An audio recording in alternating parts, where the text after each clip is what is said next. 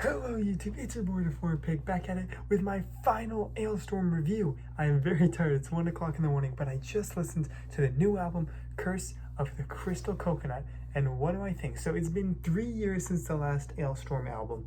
It's been since 2017, obviously, when they released No Grave But the Sea, and before. I did order this album on vinyl, but it didn't come in because this is 1 o'clock in the morning, the day it released. So I don't have it yet, but I will have it eventually. So my first listen to this was digital. Just, not that that probably matters, but, you know, just saying.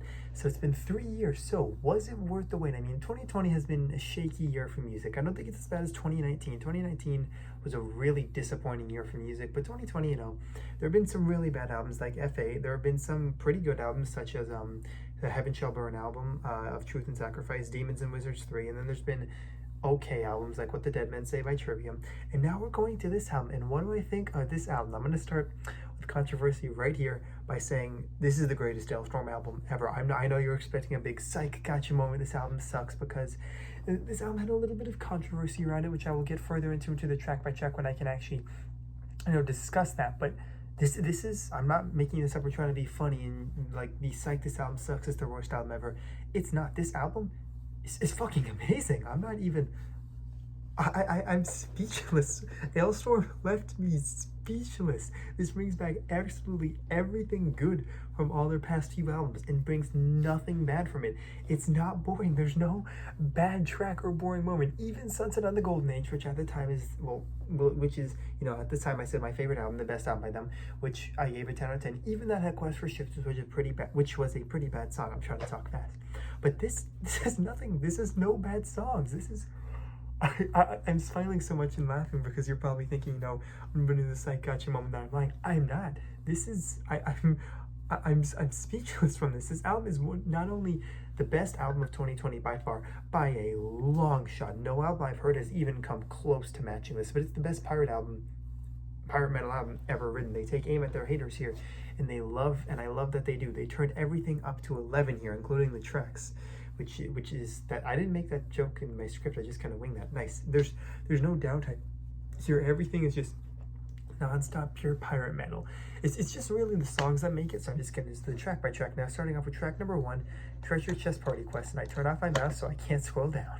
But this is more controversy. My favorite Alestorm song of all time, Fight Me. I love how it immediately addresses the controversy from the last album by basically giving the haters a giant middle finger. That's what this song is. This is one big fuck you, which I love, because, you know, they're taking in with the fact that everyone was like, oh, they sold out, they went way too comical, and it made them go mainstream. And in this, they just sing, we're only here to have fun, get drunk, and make loads of money because nothing else matters to me. And, you know, we sold out a long time ago. It's just, it's amazing that they actually have the balls to do that, and I love it. The chorus is the best chorus of any Alestorm song to exist. It's so catchy, the best opener they've had to any album I love for. It just immediately starts with 500 years ago when I was born, and you're immediately in a state of confusion.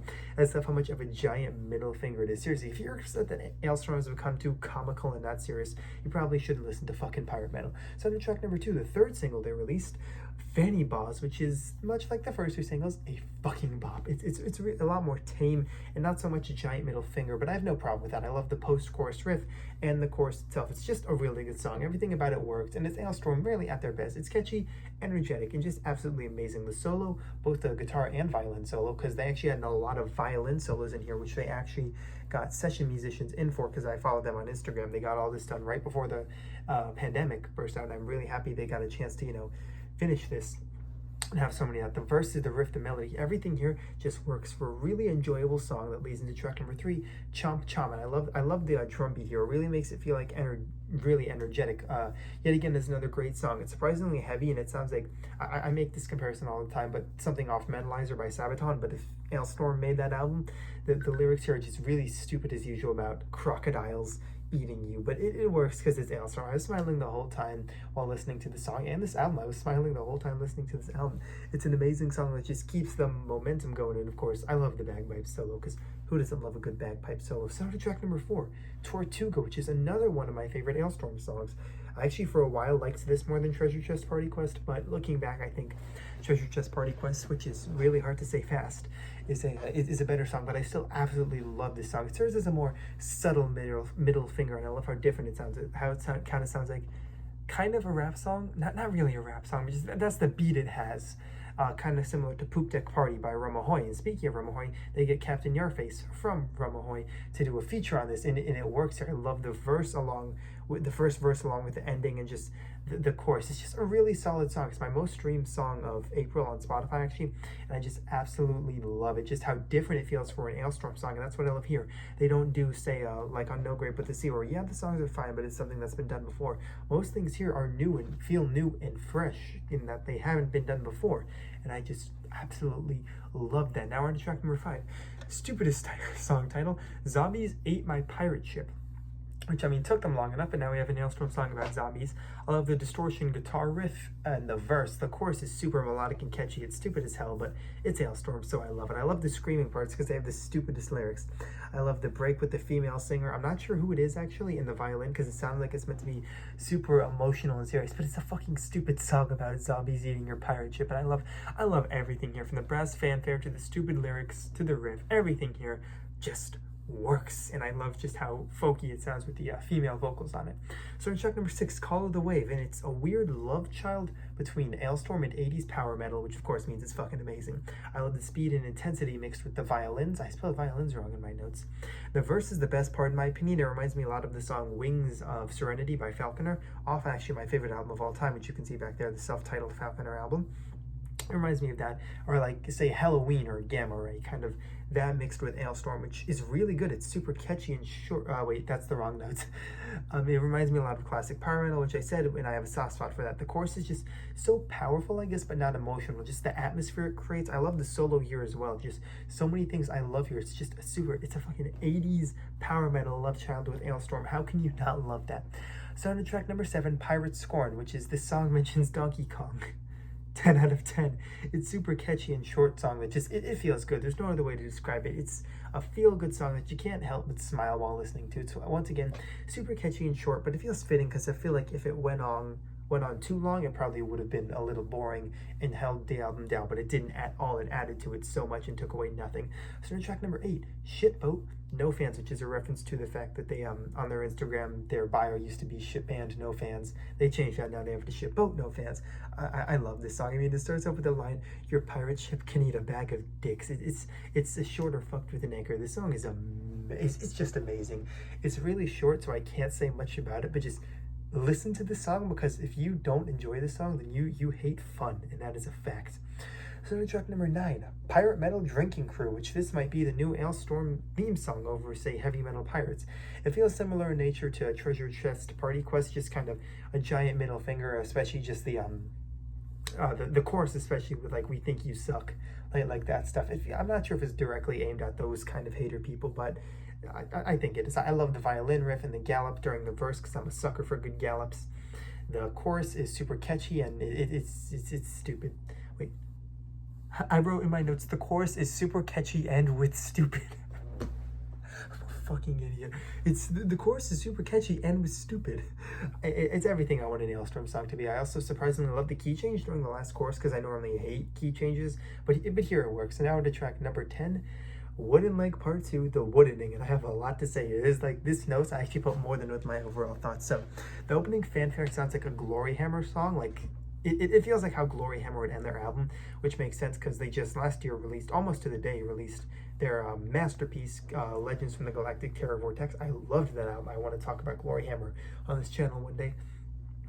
Like, if you told me this is a Glory Hammer song, I wouldn't believe it. It's a weird choice of Wooden Leg, but it goes straight into blast beats and captures your attention. I love the opening vocal part where it sounds kind of like a musical theater performance or play. It really feels like a Glory Hammer song. I say that a lot, because obviously Christopher Bose is in that band too. I love how it actually continues the song and makes it feel like part 2 of an epic saga, epic saga quote unquote, where he goes to Japan, chops off the Japanese guy's arms, who cut his arms off, and replaces them with his arms, then goes to Spain and then cuts off the legs of the Spanish guy who blasted off his legs, and then they get cursed and get a mind of their own, and then he just chops off his arms and legs and head, and then gets a wooden head and then dies.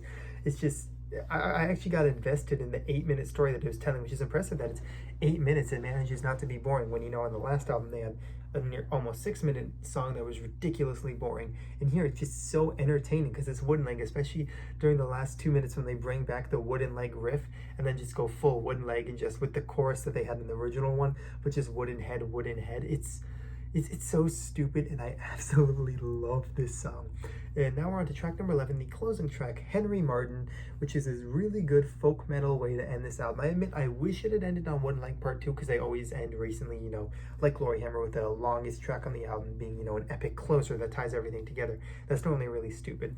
But this is a really good folky way to close the album. It feels more unique than those last 3 albums. Bose's vocals work surprisingly well here, especially since it's a softer song. I believe, correct me if I'm wrong, but if I'm correct, it's actually a cover of an old Scottish folk song, so it feels like their older albums when they closed it with covers like Flower of Scotland and Wolves of the Sea, but this is a million times better than that.